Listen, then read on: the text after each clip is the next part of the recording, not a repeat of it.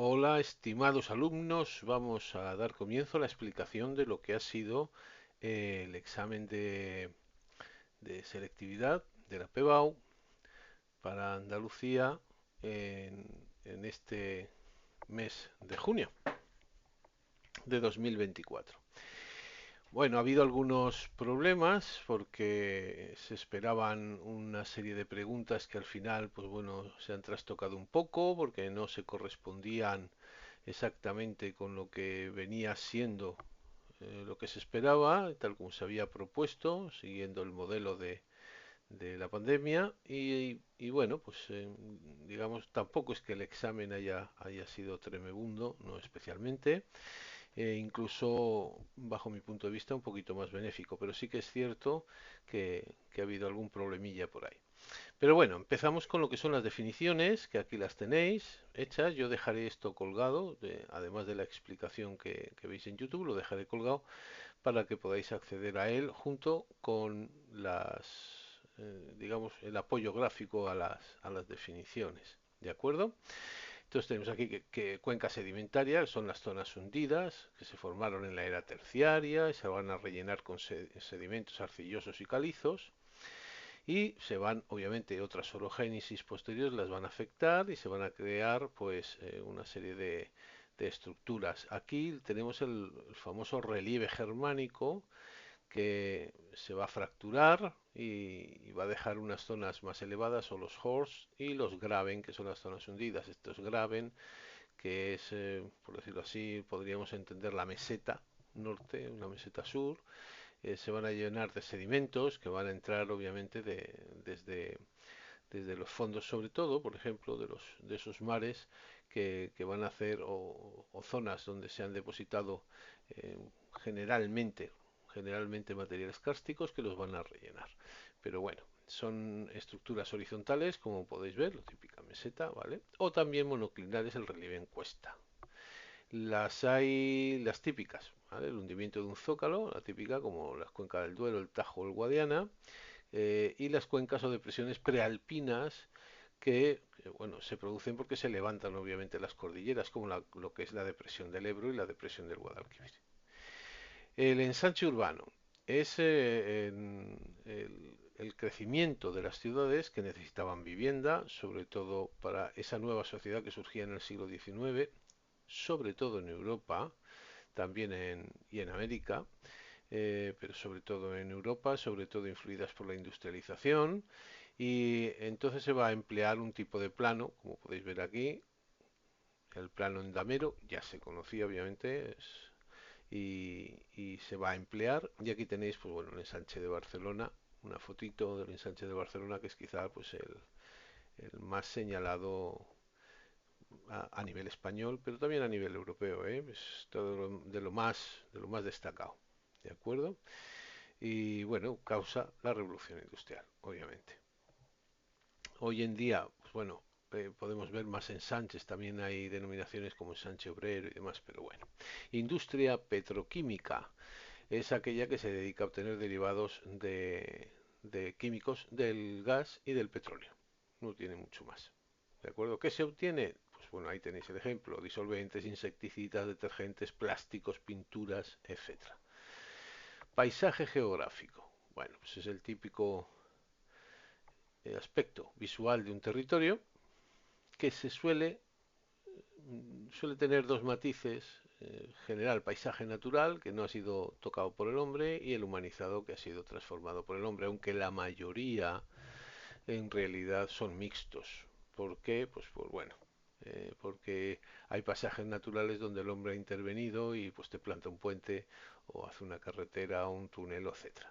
¿De acuerdo? Pero bueno, digamos para que lo veáis, no es complicado.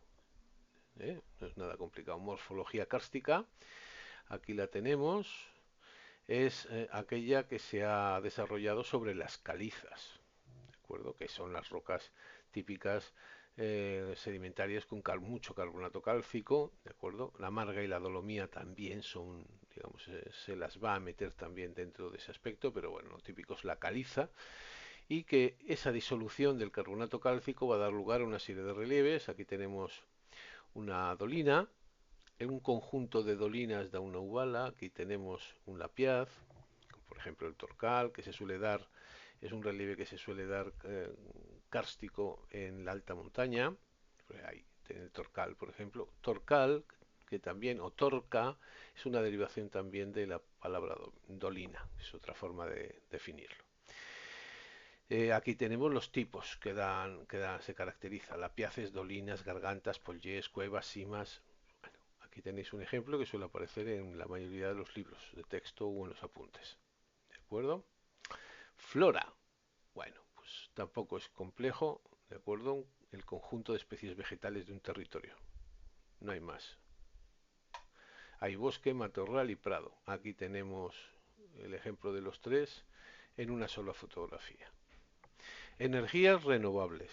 Las energías renovables son aquellas en que la fuente primaria es potencialmente inagotable, como el viento o el sol, o que se regenera, ¿de acuerdo? Se puede regenerar, con lo cual podemos seguir utilizándolo. Por ejemplo, las aguas o las plantas, por ejemplo, la biomasa, obtener de la biomasa, del residuo de hojas o de materia orgánica producida por la vegetación.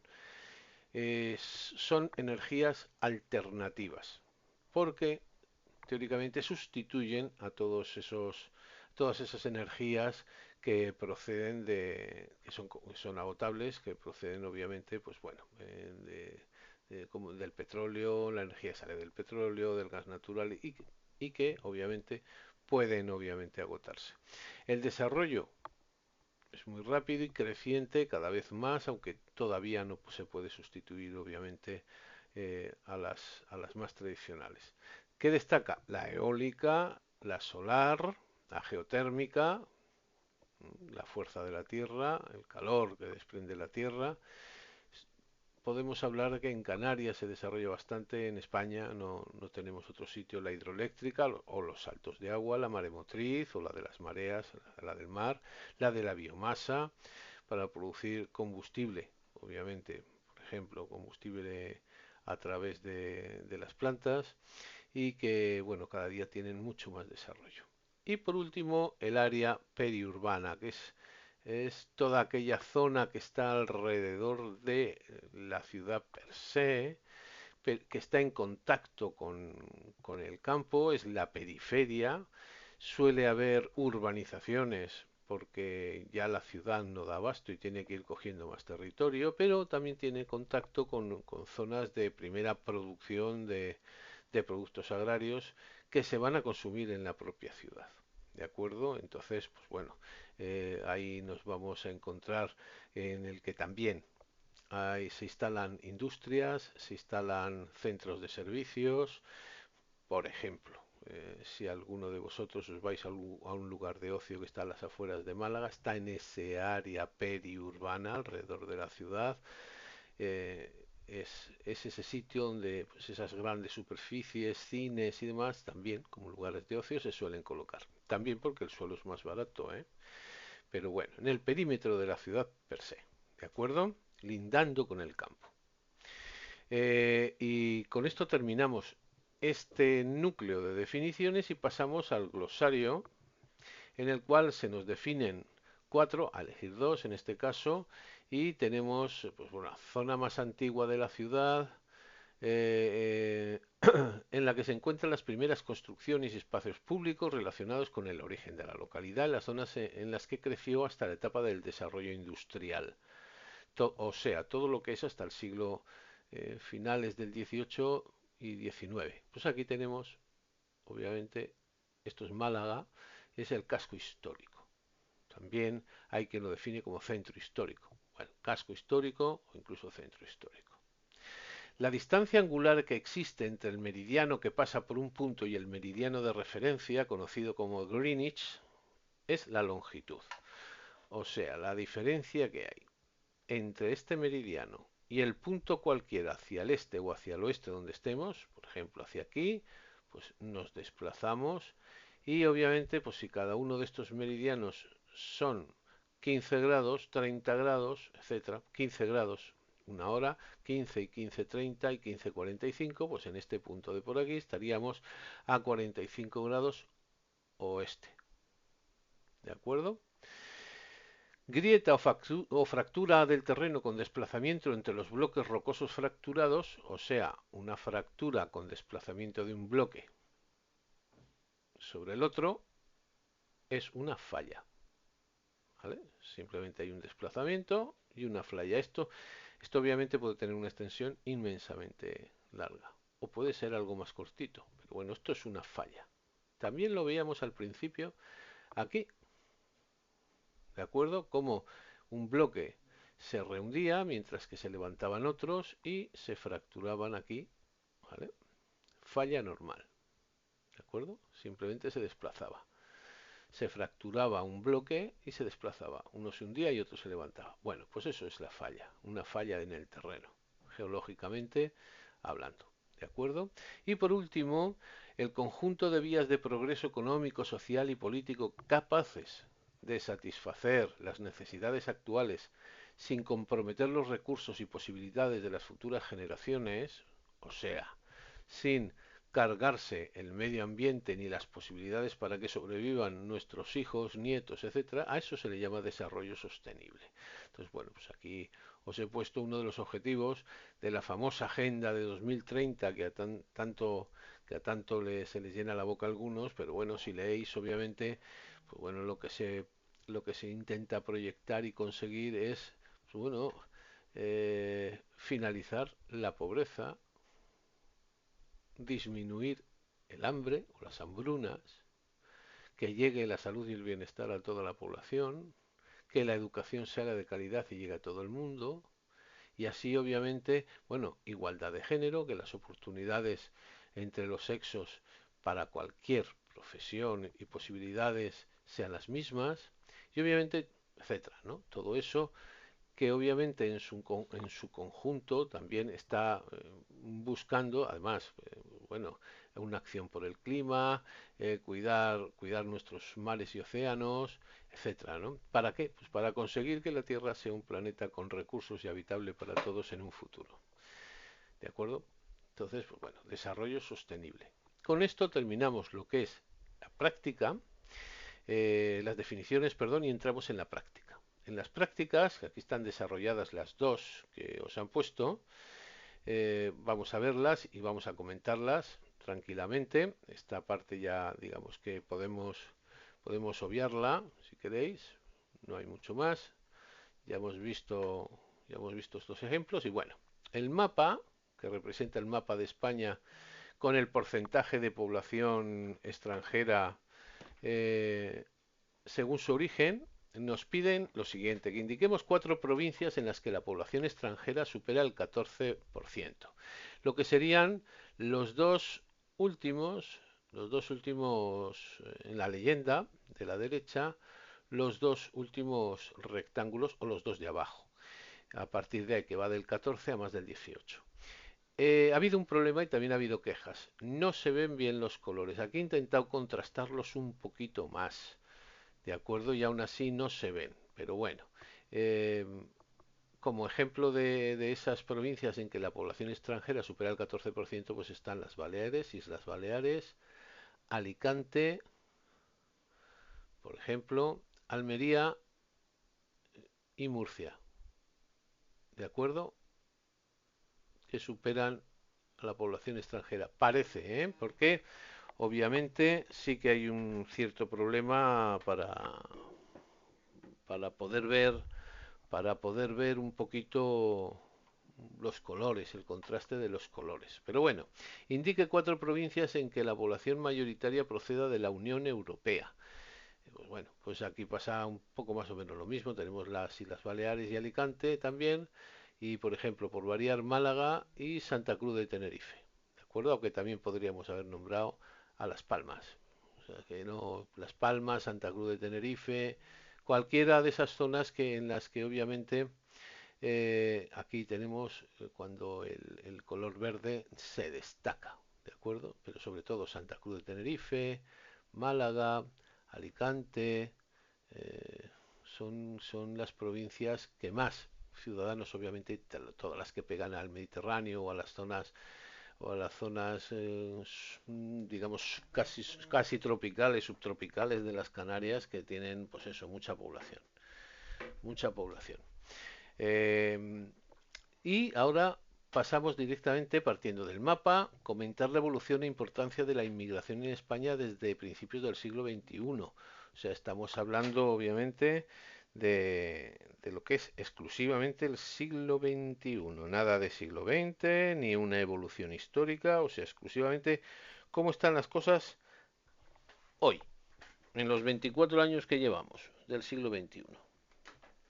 Y obviamente, pues bueno, según el censo del 2021 hay más de 7 millones. He especificado aquí datos porque los he sacado de los comentarios de los mapas del, del Instituto Geográfico Nacional. Entonces hay datos muy exactos, ¿de acuerdo? Que no he intentado, por ejemplo, aquí 565.000 humanos censados, por ejemplo. He intentado poner datos que sean más generales u obviarlos porque tampoco es plan de que vosotros os vayáis a acordar en un examen de cifras muy exactas, incluso de porcentajes. Bueno, lo he puesto porque de paso si lo repasáis pues lo aprendéis, lo leéis y eso que os viene bien. Pero bueno, por el peso del continente donde vienen, la mayor parte de la migración viene de América, es el 45%, prácticamente el 50%, europeos un 30%, africanos un 18% y asiáticos un 7%. Y de Oceanía apenas hay gente. Se van a distribuir además de forma desigual por el territorio. ¿Dónde se centran? Madrid y Barcelona sobre todo, que son los que más absorben. Madrid está cerca de 800.000 y Barcelona tiene más de medio millón. Detrás, Valencia, Palma, Zaragoza, el Mediterráneo en general, o sea que van bailando por Alicante, Málaga, etcétera, y las Islas Baleares, las Islas Canarias. Pero aquí tenemos Costa del Sol, Costa Blanca, Costa Brava, sobre todo esta zona que es más turística tiene mano de obra, porque se necesita mano de obra, obviamente, para mantener los servicios y el sistema turístico de todas esas zonas, pero sobre todo lo que nos vamos a encontrar es población europea mayor, ¿m?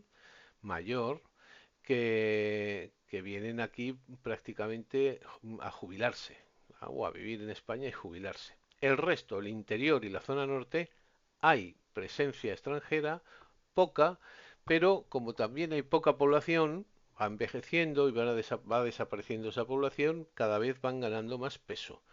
Y entonces, pues bueno, hay núcleos que porcentualmente su presencia es importante.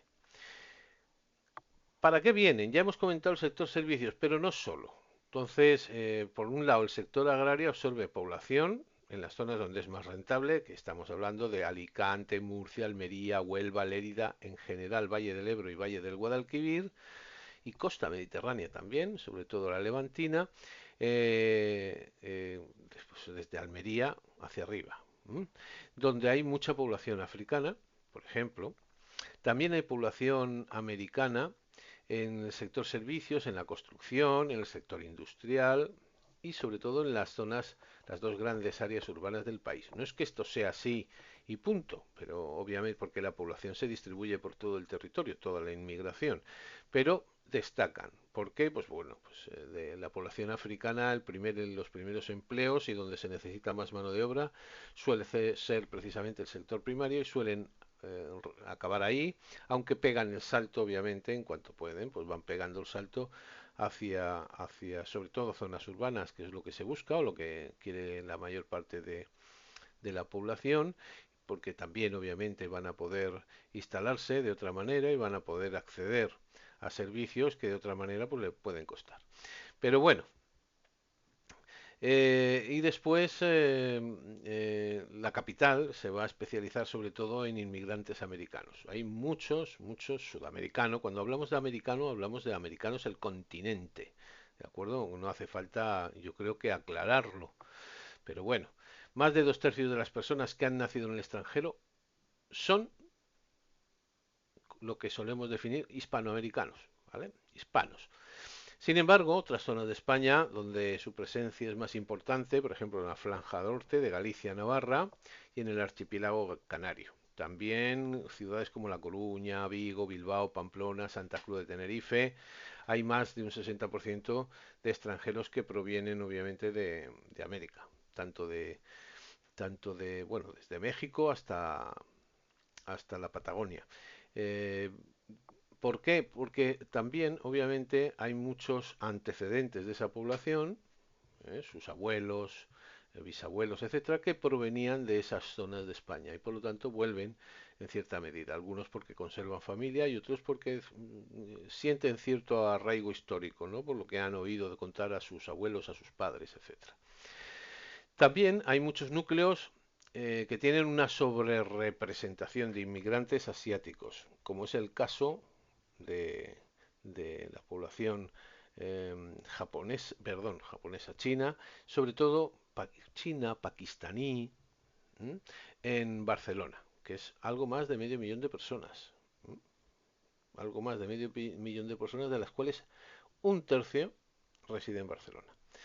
Bueno, a pesar de que de todas formas América es el primero en el ranking de importancia, en realidad es Marruecos, es el que cuenta con más población residente, que se acerca al millón de personas. 7 de cada 10 africanos son marroquíes. Detrás, la colonia rumana, que está casi en 600.000 habitantes, de los cuales obviamente de lo que fueron censados en su momento, han ido descendiendo, pues ha mejorado las condiciones de vida de Rumanía, y de 800.000 que eran, pues otros 300.000 casi prácticamente han vuelto a su país de origen por las mejoras en general que ha habido desde el 2012. Ha ido disminuyendo poquito a poco. También destacan, los siguientes países que destacan son todos sudamericanos, destacando Colombia, que está con medio millón largo, y detrás de ellos Argentina, pero también Ecuador, Venezuela, etcétera. ¿Eh? Son, son colonias muy amplias, muy amplias. Y la mayoría además disponen ya de la nacionalidad española, en un amplio porcentaje. ¿Eh? Eso también es otro detalle. Respecto a la Unión, que residen aquí en España 1,5 millones, contando además unos 300.000 británicos, que eso hace que lleguen prácticamente un poquito más, yo diría que incluso un poquito más, porque muchos también se han nacionalizado, con lo cual se despista un poco el tema de la gente que viene de fuera. Aparte de los rumanos, obviamente, que lo hemos comentado, pues bueno, hay franceses, alemanes, italianos, búlgaros, eh, todos con más de 100.000 personas y el Reino Unido con más de 300.000. ¿De acuerdo? Con lo cual, obviamente, el porcentaje es muy alto, muy alto, muy alto. Algunos, obviamente, como los rumanos buscando empleo en su momento y otros que en general, que también pueden venir a buscar empleo, pero en general vienen aquí a un lugar con buenos servicios, un clima más agradable, con una buena seguridad social que les cubra la sanidad y se quedan aquí a pasar sus años dorados. ¿De acuerdo? Es la diferencia con los que hemos visto anteriormente que pues bueno, vienen buscando mejora en el empleo, etcétera, en la calidad de vida. Y pasamos al el segundo mapa, que es la superficie de regadío según grupos de cultivo. Y tenemos en la derecha el regadío respecto a las tierras de cultivo en 2018 y en el otro lado los tipos de cultivo. ¿De acuerdo? La superficie nos va a pedir, pues, en las dos primeras preguntas lo mismo, indique 4 provincias donde la superficie del regadío no llega al 10%, o sea, los que son más blanquitos. Aquí tenemos, pues bueno, tenemos Teruel, Cuenca, Guadalajara, Segovia, Soria, Burgos, Álava, Cantabria, Asturias, Lugo, La Coruña, Pontevedra, aquí tenemos Islas Baleares y Barcelona. Estos son los que están claritos, claritos, claritos. ¿De acuerdo? Entonces, pues bueno, aquí tenemos estos. He señalado Burgos, Soria, Guadalajara y Cuenca, pero todos los que he nombrado. Indique 4 provincias en las que superficie de regadío supere el 40%, pues entonces nos vamos a los azules profundos y el añil. Entonces nos podemos ver, mirad aquí, se puede ver perfectamente, y aquí. o incluso aquí, ¿de acuerdo? Entonces, pues bueno, yo aquí he dicho Valencia, Alicante, Murcia y Almería. Valencia, Alicante, Murcia y Almería, pero ya podía haber dicho León, Huelva y Sevilla, ¿de acuerdo? Perfectamente, ¿vale? Explique el papel del regadío en la agricultura española y razone sobre su diferente distribución provincial. ¿Qué es el regadío? Regadío, o hay que entender lo que es secano. El secano es cuando solamente riegas con agua de lluvia. ¿Hay secano en la Coruña? Claro, claro. ¿Y llueve mucho? Claro, pero es que no hay aportes de agua. O sea, simplemente con lo que llueve les basta. A eso se denomina secano. No es lo mismo el secano de La Coruña que el secano de Almería, obviamente, porque hay una diferencia climática, pero a lo que se refiere secano es simplemente a que no tiene aportes artificiales de agua. El regadío es un aporte artificial de agua. Entonces, hay técnicas para suministrar ese agua, ¿de acuerdo? Y se relaciona mucho con la historia, la economía, la política agraria e hidrológica de nuestro país. Problema, somos un país mediterráneo y si no hay regadío, obviamente, pues no podemos tener una agricultura intensiva, que eso es lo que aquí os comento, porque la aridez, la irregularidad de las lluvias, pues va limitando todo esto. Esa intervención humana la tenemos desde los romanos y sus canalizaciones, los andalusíes, que lo van obviamente a desarrollar más, en el 19 que se intenta obviamente con el regeneracionismo a hacer avances en el país, el franquismo de los años 50 y 60, sobre todo con los planes de modernización del regadío y donde van a entrar además los enarenaos, por ejemplo, que es en los años 60 cuando los introducen aquí en España. A partir de ahí, pues llegamos a los casi 4 millones de hectáreas, con la mayoría aguas superficiales, ¿de acuerdo? Aguas superficiales. En la actualidad es casi el 23% de la extensión cultivada del país, el 7,5% de la superficie. Y aproximadamente un 35% del Producto Bruto Agrícola. A ese incremento también ha habido una inversión tecnológica, porque obviamente, pues bueno, si no hay un desarrollo tecnológico, obviamente, pues no, no llegamos a tener los beneficios que tenemos en un país que realmente no tiene muchas aptitudes agrarias, porque el suelo no es excesivamente productivo. El suelo es productivo en las franjas de algunos ríos y salvo el Guadalquivir y el Valle del Ebro, casi pare usted de hablar. Entonces, ¿cómo es que podemos tener esa producción agraria? Pues bueno, porque eh, aquí se han pensado soluciones, ¿vale? A principios del siglo XX era un regadío por gravedad, o sea, tengo las aguas que las localizo en un punto más alto, abro y las aguas van desarrollándose eh, por, por, eh, por los canales hasta la zona donde abres espuertas y sale el agua y llena un campo. Ya está, a eso se le llama por gravedad. ¿De acuerdo? Hoy en día, hoy en día lo más extendido es el localizado, que es la forma de denominar el por tubería o por goteo.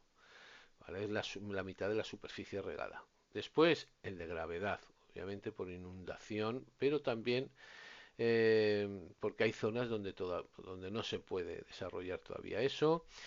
La aspersión, ¿vale? Que es importante, eh, que puede ser como tal, con aspersión fija o no fijo, que se pueden mover, ¿vale? Que cada día va teniendo un poquito más de porcentaje. La aspersión suele ser fija, la típica tubería que tiene una aspersión y el agua cae porque la impulsa el aspersor hacia arriba y va cayendo y va cubriendo el 100% del terreno, pero cada vez más se están poniendo los sistemas automotrices porque se pueden mover y de esa manera, digamos, puedes cubrir mejor el territorio. Bueno, hay una revolución tecnológica, obviamente, y además cada día se estudia más para reutilizar el agua, Por ejemplo, si nos vamos a los cultivos onubenses, de frutas del bosque, fresas y demás, se recicla el agua y se estudia para que la planta consuma lo que necesita sin exceso, y además el agua que fluye y que va a caer hasta no hay una capa freática, obviamente, que sale, se canaliza, se limpia y se vuelve a emplear para la propia planta o para otros cultivos. De esa manera se ahorra hasta un 70% del agua. Ya sabemos que obviamente la agricultura es la actividad humana que más agua utiliza. Por la distribución del regadío por provincias, pues bueno, las que más lo van a utilizar son aquellas que obviamente son las principales productoras. Entonces vamos a ver que Sevilla, Jaén, Zaragoza, Huesca, Ciudad Real, Murcia, superiores al 5% de la superficie regada total de España. ¿Qué le siguen? Valencia, Albacete, Lérida, Lleida y Badajoz, a más de la mitad de la superficie regada española. ¿Qué emplean? La gravedad, sobre todo en Aragón, Andalucía, Castilla y León y Cataluña. Ojo porque ahí hay zonas que hielan muy pronto y que prácticamente hielan junio, ¿eh? Y que obviamente, pues bueno, esos sistemas de riego es complicado. El por aspersión, sobre todo eh, en Castilla y León, Aragón, Castilla-La Mancha y Andalucía, y la automotriz, ¿de acuerdo? La de aspersión, pero que se puede mover, sobre todo por Castilla y León, Castilla-La Mancha. El localizado o goteo, que es más propio de cultivos arbóreos, leñosos, eso es lo que quiere decir leñoso, arbóreos, se encuentra sobre todo en Andalucía, sobre todo por el regadío del olivar, con lo cual ha aumentado mucho la producción, aunque obviamente con la falta de agua de estos últimos meses, años, pues hombre, se ha resentido. Pero bueno, eh, a la cabeza los cereales, seguidos del olivar, el viñedo, frutales no cítricos y los frutales cítricos. Entre los dos un 16%. Cítricos, naranja, limón, mandarina y las variantes. ¿De acuerdo? Riego por gravedad se utiliza para grupos de cereales y forrajeras. Forrajeras son las plantas para alimentación del ganado, ¿vale? Como la alfalfa, por ejemplo. Y huertos familiares, eso es lo típico, abres la manguera y que se inunde el huerto.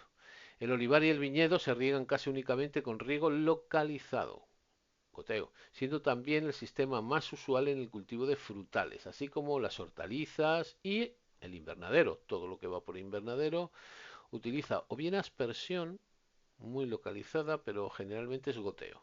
¿De acuerdo? Aspersión y automotriz, especialmente reservado para los tubérculos, ¿de acuerdo?